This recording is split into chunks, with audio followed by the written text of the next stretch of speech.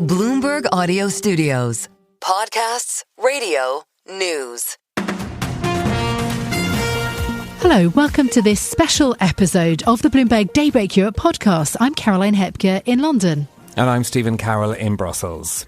The UK Chancellor Rachel Reeves has laid the groundwork for tax increases in her upcoming budget this morning, blaming the previous Conservative government and global trade frictions for harming the UK economy. In an unusual speech at Downing Street just weeks ahead of the budget, she said she was determined to bring down inflation and keep a lid on the government's borrowing costs. Inflation is already much lower than the double digits seen under the previous government. And the choices I make in this budget this month will be focused on getting inflation falling and creating the conditions for interest rate cuts to support economic growth and improve the cost of living. Reeves added that previous policies around austerity, Brexit and the handling of the pandemic left the UK with a worse inheritance than previously thought. She was determined that her budget would be focused on reassuring markets and reducing the government's debt pile. Markets know my commitment to the fiscal rules is ironclad. Some people say that we should just sidestep those rules, that we can borrow more without consequence by simply reclassifying areas like defence or education. But no accounting trick can change the basic fact that government debt is sold on financial markets. There are limits on the price that banks, hedge funds and pension funds are willing to pay for our debt. And we are competing constantly with other countries also selling debt. Well, as the Chancellor Rachel Reeves spoke, the yield on UK 30-year gilts hit their lowest level since April. The pound also weakened before later pairing those moves.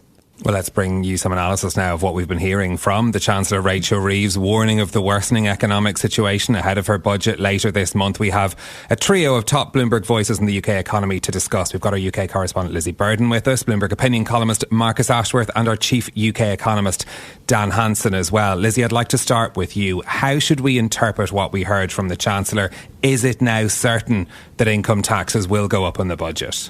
I wouldn't say it's certain that income taxes would go up. I would say that she's rolled the pitch for tax rises, and I'd note that it's highly unusual, Stephen, for a Chancellor to make a speech like this in the weeks up to the budget. She wanted to emphasise she wasn't going to announce individual measures, but it was a strong suggestion that she is going to build more headroom than she's left in the past, and that's been £9.9 billion.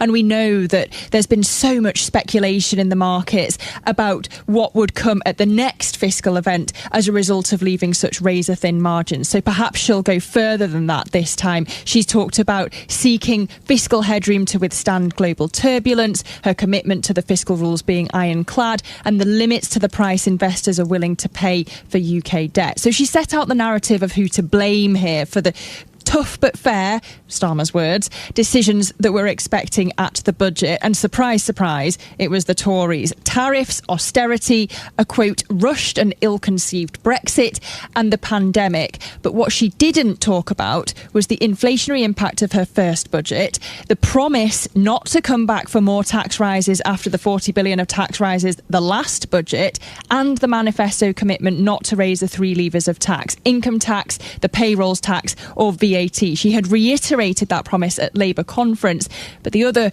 options on the table, Stephen, might not be enough to fill the fiscal gap.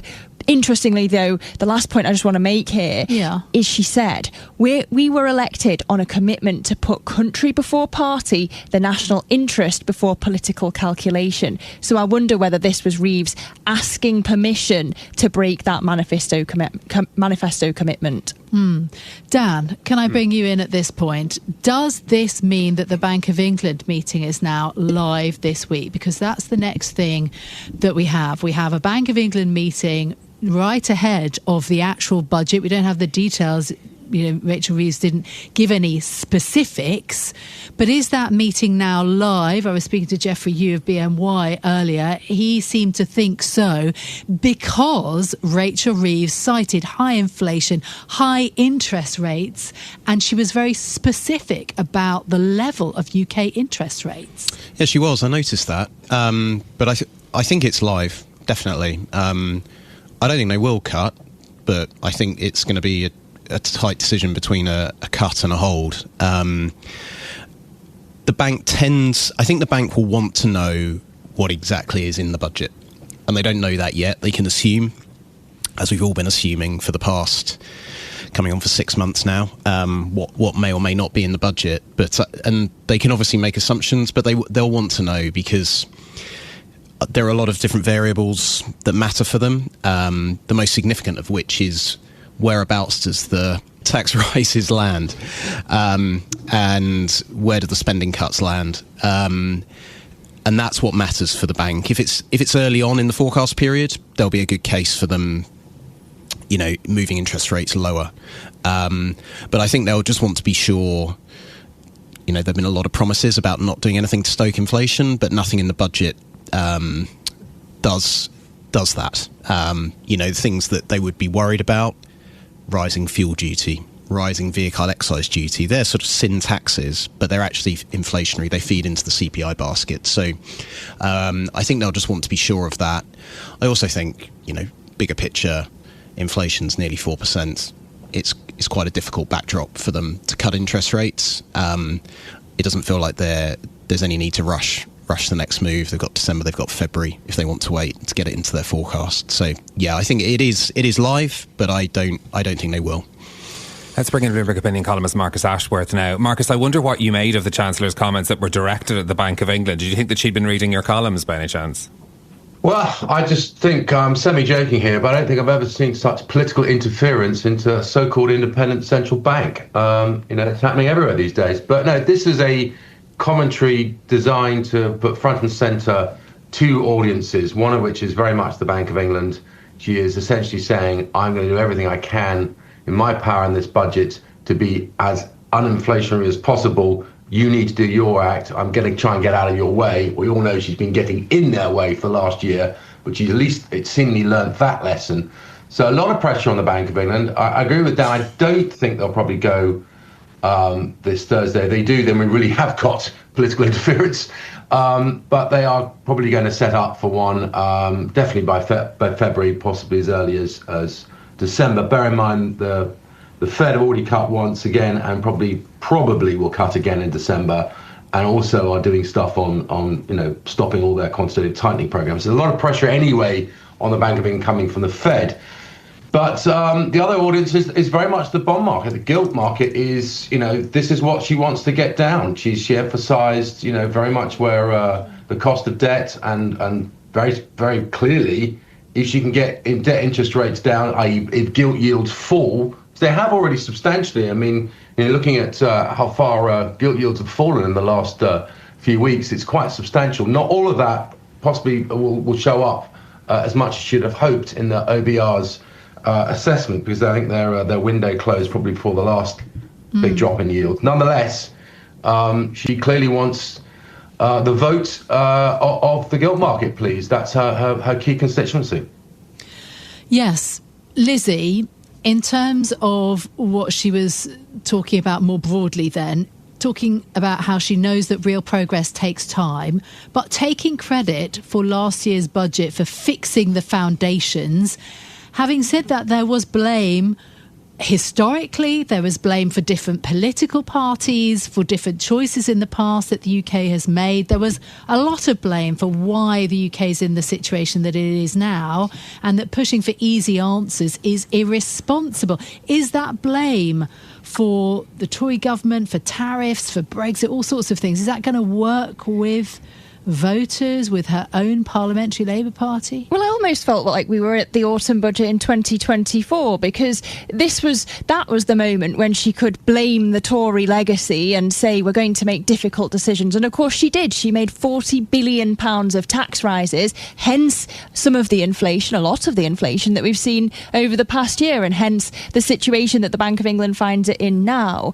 In terms of that market reaction, I was watching that 30-year yield tumbling during her speech to the lowest level since April. It's gone back up again now. And wondering, was this the Chancellor trying to speak to the bond market to try to buy herself some more headroom at the budget? And I was messaging Dan as she was speaking and asking, is that how it works? Is the OBR going to be able to take account of this? And Dan, it seems like we just don't know what the window is going to be, right? No, we don't. And I'd also focus slightly shorter because of that's where the UK issues its debt now. So sort of 10 years, probably a slightly better one to use. But yes, we don't know. But I think in the pre-measures forecast, the OBR will have used the window probably somewhere to the middle of October. What they might do, though, is once they see the policy package, they may choose to lower that path of gilt yields in anticipation of how the Bank of England might respond and how markets might respond. They did something similar in the October budget last year where they took in a path of gilt yields and then they subsequently raised it because it was a big fiscal giveaway. So the OBR, they take debt interest, the path of gilt yields into their debt interest forecast mechanically, but then there is some precedent for them making adjustments subsequently. So they might effectively give Reeves some benefit, if you want to call it a benefit, of shoring up the public finances, taking account of the fact that there'll be a lower risk premium on UK debt, and also because it will give the Bank of England space to lower interest rates. Just one point, Dan. In terms of the hole, how big the fiscal hole is for Rachel Reeves right now, there's also a question about that. The Resolution Foundation has come up with a much smaller number. A lot of economists sort of think it's 20 to 35 billion pounds. What does she actually have to make up with these potential tax increases and maybe some spending cuts? We don't know yet. Yeah, so it's very uncertain. And there are two elements to it. One is the degree of the downgrade from the OBR and the impact that has on the fiscal hole. And it's quite possible that they downgrade their productivity forecast but upgrade their wage growth forecast. And the net impact of those two things means that the hit to the public finances is smaller. Even if the hole is smaller that Rachel Reeves has to fill, and when we talk about the hole, we're talking about the amount she has to tighten fiscal policy to get back to where she started, which is with £9.9 billion of headroom. I think if she has a smaller fiscal hole, she will just increase the headroom by even more, if you like. I think there's a minimum amount she wants to increase the headroom, probably by £5 to £10 billion. But if the OBR gives her like the Resolution Foundation is suggesting, she'll still increase taxes by a chunky amount to increase the headroom that she has, and it'll be an even bigger increase in the headroom. And I think that's the challenge with this, is that you are increasing taxes not to spend it on anything. You're increasing taxes to put it to one side, which is what the headroom is. It's money you put aside, and you can commit later to, or you can say, look, if things go well, I can cut taxes in the run up to the next election. But what you're not doing is saying, I'm increasing taxes, but I'm also spending more money, say on the NHS or on pensions or something. So it's a hard sell to do this, and I think that's part of this narrative as well, is to say, the line in there, we all need to contribute to this. That was quite an interesting line, and it wasn't specific to non-working people, non-working people. It wasn't specific to any group. It was everyone needs to contribute, which sort of potentially speaks to the income tax point again. Marcus, will investors have taken heart from what they heard from Rachel Reeves in terms of her sticking to the fiscal rules and, noting the importance of bond markets and what their tolerance will be? I mean, is this a helpful strategy for gilt market investors to have this sort of signalling from the Chancellor? Yes, I think it is. And I think the important point here is if it's credible, if you can wrap it in the overall package she delivers on November 26th, actually makes some sense. She has learned her lessons that whacking up the minimum wage by more than is, way above inflation, increasing civil service pay rises, etc., was actively disadvantageous to her and prevented the Bank of England from cutting interest rates as much as they could have done, and indeed pushed up gilt yields far higher than they ought to be. But she has a win-win here. If she gets this right, she kitchen sinks. She takes the political hit. The market sees she's taking the political hit, but she's put it in a context which is goes forward to April, where we have this sort of strange thing in our economy where everything resets as far as where various different benefits and different things which are set on inflation, government payouts are ratcheted from. She can have a sharp fall in inflation going into the second quarter, which should spur on further Bank of England rate cuts. And this is what it's all about. She needs to get not one or two rate cuts out of the Bank of England, but probably more than that, to make some significant difference in her debt interest costs and indeed the gilt yield to fall. The key thing here, I would suspect, is that she was no mention of increasing debt.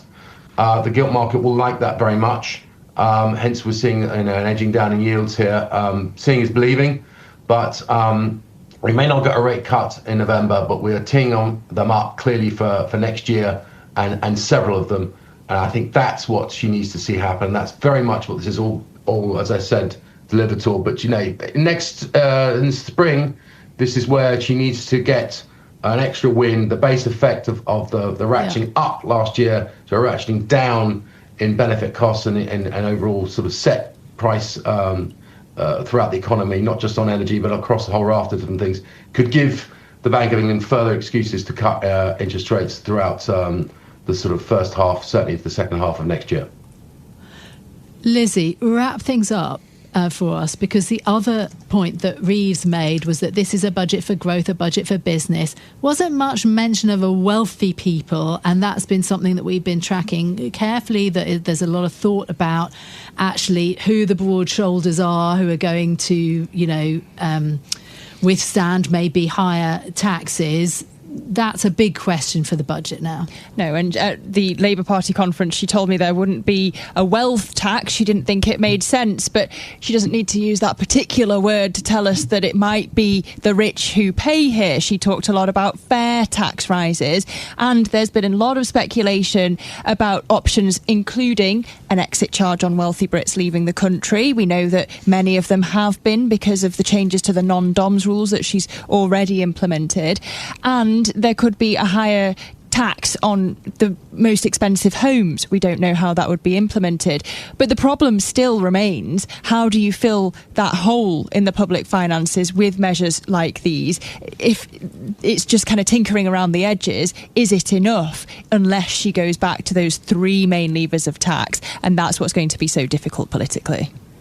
OK, Lizzy Burden, our UK correspondent, Bloomberg Opinion columnist Marcus Ashworth, and our chief UK economist Dan Hanson. Thank you all for your analysis of the comments that we've had from the Chancellor Rachel Reeves this morning as we're counting down to the budget in 22 days' time.